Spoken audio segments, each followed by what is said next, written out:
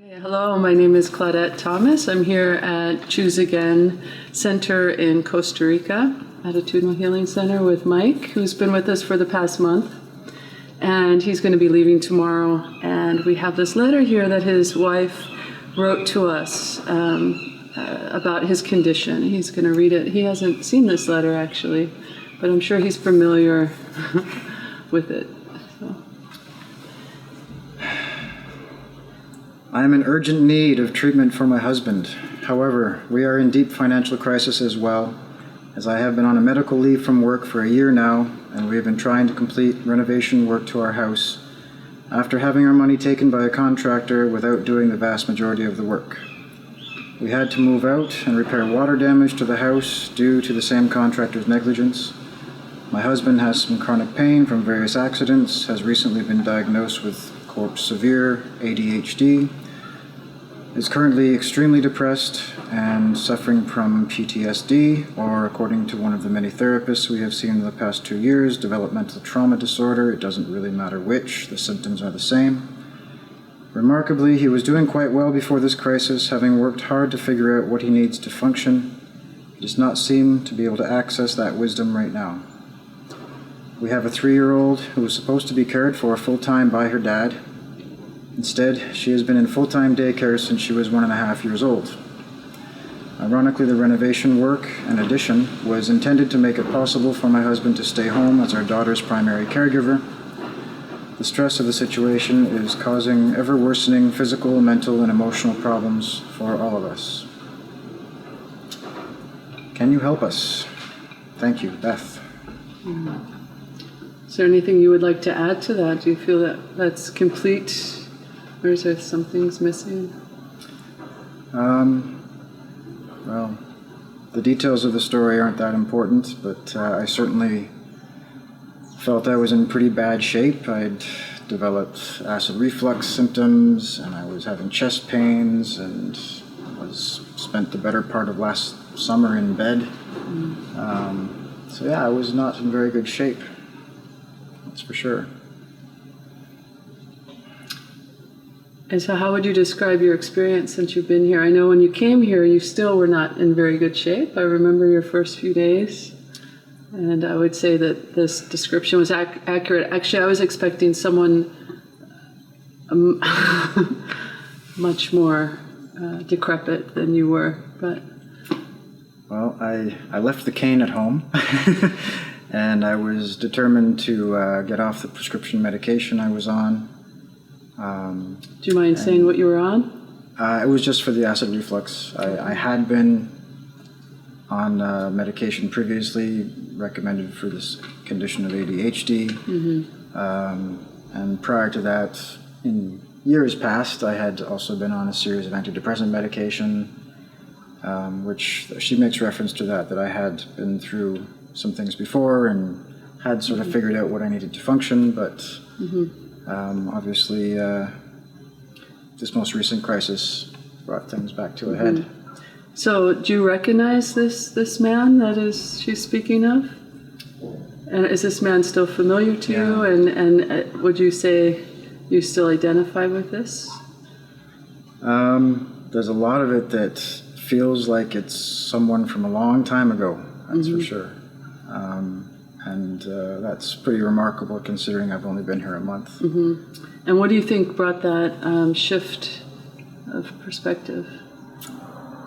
Well, there was definitely, in as much as I think I gained some wisdom with the years and learned how to cope better with difficulties in my life, there was certainly a void when it came to this spiritual side of my life. And with this situation we were in, I found as time dragged on, I had more and more difficulty not defining myself merely in terms of what had happened to us and taking on that responsibility and taking on that guilt for having lost a lot of money, for not being able to do anything to correct the situation. I was very depressed, certainly, when I first arrived, and felt that there was really not much hope for me. I would say it's, as you know, I had been coping with suicidal thoughts for a while, and coming here was, at the time, felt like a last-ditch effort. You know, if this didn't help, then potentially divorce was on the horizon. You know, and who knows what else. So it's let's put it this way: I'm very excited to get home to demonstrate to my wife that I'm no longer this description. Do you mind explaining how that came about? What did you learn? Sure. How did you work that process? Well, first of all, I think the most important aspect of being here was the fact that no one here was going to buy into my story. I certainly had been repeating to anyone who would listen the tale of woe and how we had been victimized and I was responsible and there was nothing anyone could do, and at the same time everyone needed to hear the story because, well, you know, if it happened to me, it could happen to you. I was all about identifying with the story of our demise and my demise in particular. And that was something that I was not initially on the ride home from the airport. I remember Paul, who drove me here, was very patient and listened, but it became very apparent within the first couple of days here that I was not here to convince anybody that there was something wrong with me. I was here to discover another part of myself that I had been previously unaware of, really, and that was the more spiritual side of myself. Where before I had completely identified with just things that were affecting my ego, you know. I was taught here that there is a part of myself that is innocent, there's a part of myself that is invulnerable and strong and cannot be defined by the things that happened to me. Most importantly, that my emotional experience was my responsibility. And regardless of the story, regardless of what happens to any of us, it's my choice to define myself in terms of what has happened to me or to see a deeper truth about myself. And what would you say has been the greatest gift you've received, the greatest awareness? And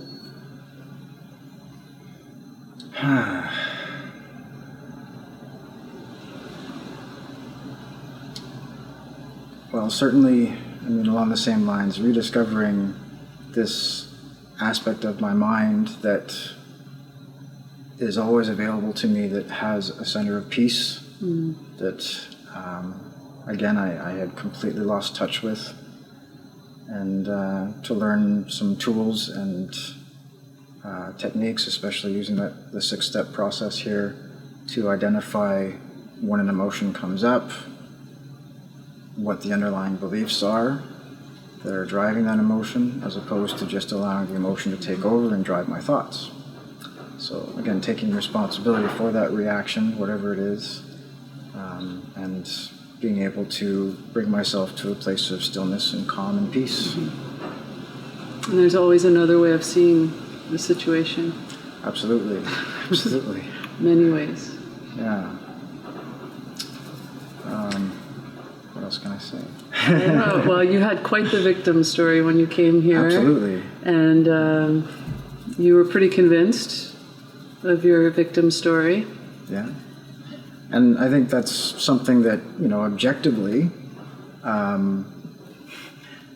you know, one could look at my story if it were presented, and if you had to choose a villain or a victim, sure, I would have to identify with the victim side.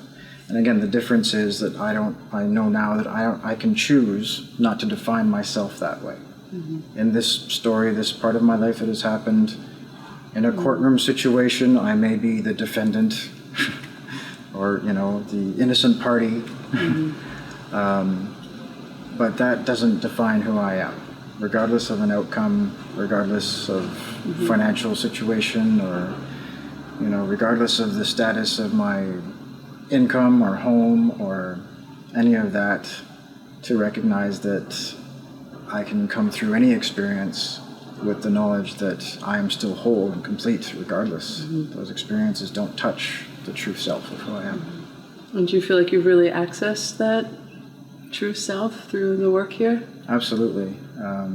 It requires constant vigilance, for sure, in the form of recognizing, as I said before, that when an emotion comes up, when I find myself getting stuck in repeating the thoughts, going through a story, worrying about the future, if I can identify the emotion that I'm feeling at the time and remind myself that it comes from a place where I had a belief about myself, that I was a victim, or that I defined myself as weak and vulnerable, that those are beliefs that I've carried with me from childhood, for sure, and they've been playing out in my life time and time again. So when times were good, sure, I could define myself in terms of the externalities around me. I have a nice house, I have a nice wife, I have a beautiful child, we're financially stable.